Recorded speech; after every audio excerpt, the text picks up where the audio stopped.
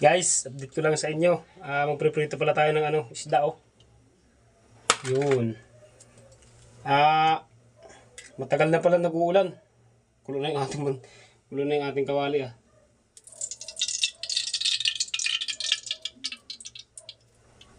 Yung mantika yan.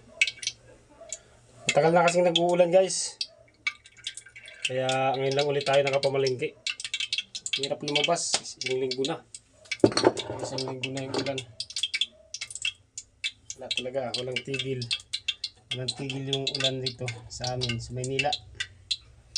Kawawa yung mga nababagyo. Ito yung ating ipiprito. Ito yung ating gagawin mamayang sausawan. At meron tayong gulay. Bumili na rin ako sa palengke ng pakbit. Sinama ko na para dating isang dami po na to oh. Alangan 50 marami. Kaya maganda mamalingki dyan, mura. Sobrang mura yung dyan, mga bilihin eh. Medyo lumuwag-luwag ngayon yung ating kasi inalis muna ni Mrs. yung nakakarang dito. Yung lagayan namin ng mga plato kasi napakasikip. Ito. At maluwag-luwag tayo ngayon. Pero mamaya pagkatapos magluto, ibabalik din natin yan. Kasi wala na tayo lalagyan ng mga plato dito. Pagasan muna natin ito kasi pagkatapos natin magprito, ininix natin, papalit natin. Magugulay rin tayo. Shoutout nga pala dyan sa ating mga kababayan dyan, mababang lugar. Kasi mag-iisang linggo na talagang walang tigil yung baha. Mag-ingat po kayo dyan. Dito sa lugar namin, hindi naman pero konting ingat pa din. Hindi naman gaano dito kaya mataas naman kami. Kasi kawawa dyan sa mga nababaha talaga. Ingat po kayo dyan. So yung gugulayin natin oh.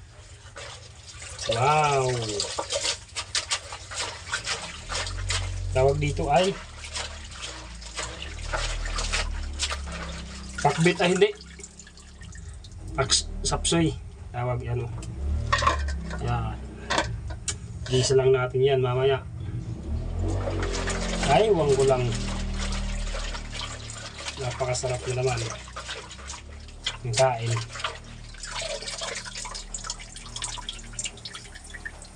Kapares ng prito yan. Gulay sa prito. Yan.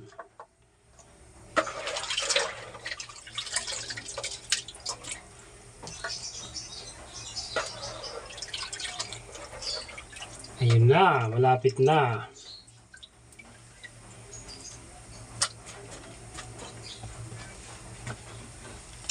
Lagyan na natin to. Kulong-kulo na yung ating mantika.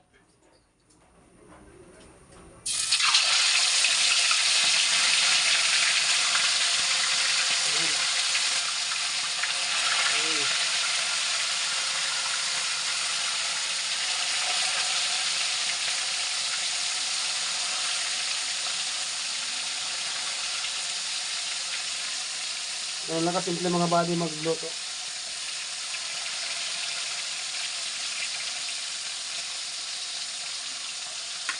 Ganun lang. So ayan lang yung ating ipapakita sa inyo.